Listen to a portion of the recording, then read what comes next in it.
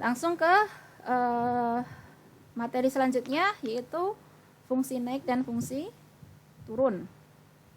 Secara definisi, fungsi naik dan fungsi turun itu di sini dituangkan dalam definisi 1.5 yang bunyinya, misalkan saya punya f kecil itu fungsi yang terdefinisi pada interval i, dan saya punya x1, x2 itu anggota dari interval i tadi. Maka ada dua nih definisinya. Yang pertama, jika fx2 lebih besar dari fx1, ketika x1-nya kurang dari x2, maka fungsi yang seperti ini dia disebut sebagai fungsi naik pada interval tersebut. Kemudian, jika fx2 kurang dari fx1, ketika x1 kurang dari x2, maka fungsi f tersebut disebut sebagai fungsi yang turun pada interval i. Nah, contohnya coba perhatikan, misalnya saya ambil contoh yang sebelumnya, tapi saya cuma ambil dua bagiannya tadi ya. Tadi saya punya suatu fungsi fx, saya definisikan kembali di sini, dia akan bernilai min x ketika x-nya kurang dari 0, dan akan bernilai x kuadrat ketika x-nya berada di antara 0 sampai 1. Kayak gini. Nah, tadi kita sudah menggambar fungsi ini. Gambarnya tadi kita lihat bersama-sama. Kalau tadi saya punya fungsi yang seperti ini, tadi dipisahkan oleh, kalau di sini 2 ya, berarti untuk x kurang dari 0 dan x di antara 0 sampai 1. Untuk x yang kurang dari 0 dia min x. Tadi gambarnya dia berupa garis lurus yang miringnya ke arah sana, gitu kan ya. Ini untuk fx yang sama dengan min x. Kemudian tadi untuk 0 sampai 1 kayak gini, tadi dia gambarnya berupa apa tadi? Kurva ya, lengkungan kuadrat kayak gini. Nah, kayak gini, melengkung. Kayak gitu ya. Nah, sekarang coba perhatikan di sini. Ini tadi gambar untuk fx sama dengan x kuadrat, tapi di sini domain fungsinya x-nya berada di antara 0 sampai 1. Kalau yang di sini domain fungsinya dia di mana? X-nya kurang dari 0. Nah, sekarang perhatikan dari kurva yang sudah saya gambar ini, kalau saya punya x1, misalnya x1-nya posisinya di sini, maka nanti dengan x1 di sini saya akan dapat fx1. fx1 dia ada di sini, gitu kan ya? Berarti di titik ini saya akan dapat x1, fx1. Nah, kemudian kalau saya punya x2 ada di sini, berarti ini kalau saya bawa ke sini, nanti saya akan dapat fx2 di sini. Dan titik ini dia adalah x1, fx2. Berarti tadi di sini itu adalah fx1, yang di sini fx2. Nah, perhatikan yang biru ini. x1 sama x2 hubungannya gimana? X1 lebih besar atau lebih kecil dari X2? Lebih kecil. Lebih besar. Lebih kecil dong. Karena ini ada di kiri. Lebih kecil. Iya. Ya enggak? Lebih kecil. Nah, Iya. kemudian ketika X1 kurang dari X2, fungsi ini menghasilkan hubungan antara fx1 dan fx2 gimana? fx1 di sini, fx2 lebih di besar. situ. fx1 lebih besar, Dari fx2 fx2. Nah, coba perhatikan definisi ini tadi. Berarti fungsi yang ungu ini merupakan fungsi naik atau fungsi turun? Fungsi turun. Karena memenuhi ini kan? fungsi naik. Turun atau naik? Perhatikan, x1 kurang dari x2. fx1 lebih besar dari fx2. Berarti di sini kan? Berarti dia fungsi turun. Berarti fx sama dengan min x itu adalah fungsi Turun. Turun di mana? Di domain, di intervalnya tadi. Domainnya di mana? di X kurang dari kurang dari X kurang dari 0. X kurang dari 0. Oke, paham untuk fungsi turun? Paham Ibu. Secara grafik pun sudah kelihatan kalau ini tuh turun kayak gitu. Nah, kemudian kalau naik gimana? Yang ini nih satunya nih. Saya punya interval di antara 0 sampai 1. Nah, di antara 0 sampai 1 ini misalnya saya punya X1-nya di sini. Berarti X1 di sini nanti saya akan menghasilkan Fx1 di sini kan? Iya, Bu. Terlalu kecil ya. Fx1 di sini. Kemudian kalau saya punya X2 di sini, maka nanti saya akan punya Fx2 di sini nih. Ini Fx2. Nah, ini saya bawa ke sini, ini titiknya adalah X1, Fx1. Yang di titik ini tadi adalah apa? X2, X2, Fx2. Ya, sekarang coba perhatikan ini, yang oranye. X1 sama X2, yang lebih besar yang mana? X2. Berarti gini kan tandanya? Nah, selanjutnya perhatikan Fx1 dan Fx2. Tandanya gimana? Kurang dari Fx1 kurang dari Iya, Fx1 kurang dari Kurang. Fx2. Berarti ini memenuhi yang mana? Fungsi naik. fungsi naik.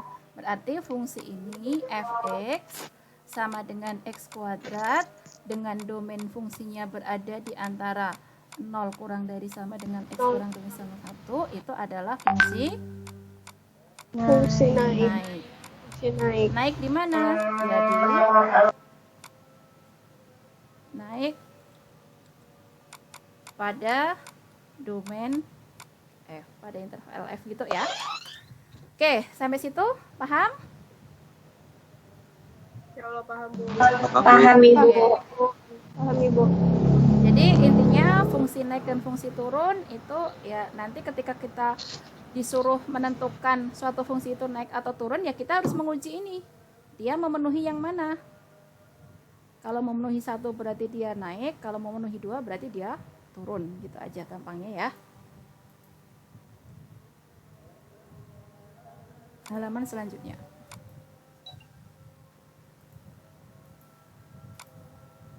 Nah, halaman selanjutnya ini tentang fungsi genap dan fungsi gasal. Nah, fungsi genap dan fungsi gasal ini definisinya ada di sini nih, definisi 1.7. Kalau saya punya suatu fungsi y sama dengan fx, maka nanti kita akan punya dua kemungkinan. Yang pertama, dia akan merupakan fungsi genap dari x ketika memenuhi ini. F min x sama dengan fx. Kemudian dia akan merupakan fungsi gasal dari x ketika memenuhi f min x sama dengan min fx. Untuk setiap x pada domainnya. Kayak gitu. Nah, selanjutnya langsung saja ke contoh 1.8. Di sini ada 4 fungsi, kemudian kita disuruh mengidentifikasi mana yang merupakan fungsi genap dan mana yang merupakan fungsi ganjil. Caranya gimana untuk mengidentifikasi? Misalnya yang nomor 1.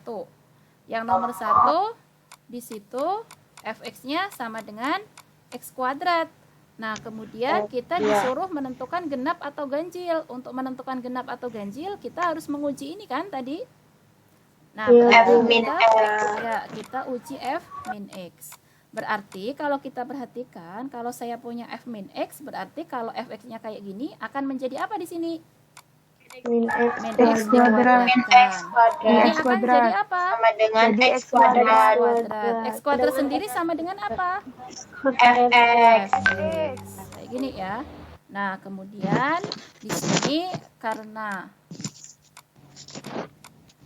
f min x sama dengan fx, maka f merupakan fungsi apa? Fungsi genap. Ya, Si genap, merupakan Ibu. fungsi genap. kayak gitu. Kemudian kalau yang nomor 2, saya punya fx-nya sama dengan x kuadrat ditambah 1. Berarti kita akan menguji dia genap atau ganjil. Berarti kita tulis seperti ini, f min x. Kalau saya punya f min x jadinya apa nanti? Min x kuadrat ditambah Ini sama 1. dengan siapa? X kuadrat ditambah Ditambah 1. 1. Ini Sama dengan fx. Berarti di sini karena apa? Karena F min x sama dengan x, maka maka f merupakan fungsi genap.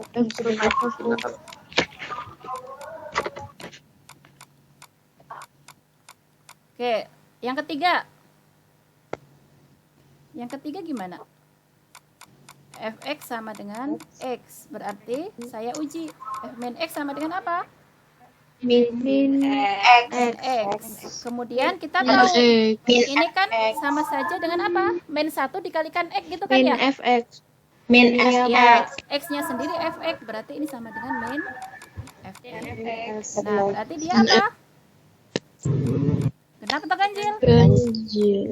Ya, karena f min x sama dengan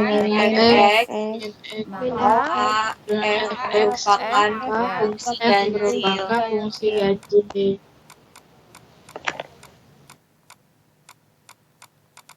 Oke, lanjut yang terakhir. Yang nomor 4 apa tadi? Fx sama dengan x tambah 1. X tambah 1. Satu juga naik 1. Berarti saya akan punya apa di sini? Min X Min x ditambah tambah 1. 1. Min X tambah 1. Nah, genap atau ganjil ini? Bukan kedua. Bukan genap, bukan ganjil. Bukan dua-duanya. Kenapa? Tidak memenuhi fungsi genap dan fungsi ganjil. Coba perhatikan di sini. Tadi kalau fungsi genap tadi harus memenuhi apa? F min X sama dengan fx. Padahal kalau kita perhatikan di sini f min x-nya menghasilkan kayak gini nih. Berarti dia nggak mungkin kan tercapai x sama dengan 1 kecuali di 0 ketika x-nya 0. Kalau x-nya 0 berarti fx-nya kan jadi 1. Gitu kan ya, kalau x-nya 0 berarti ini bukan fungsi genap Dan ganjil. kecuali x-nya sama dengan 0. Kayak gitu kan?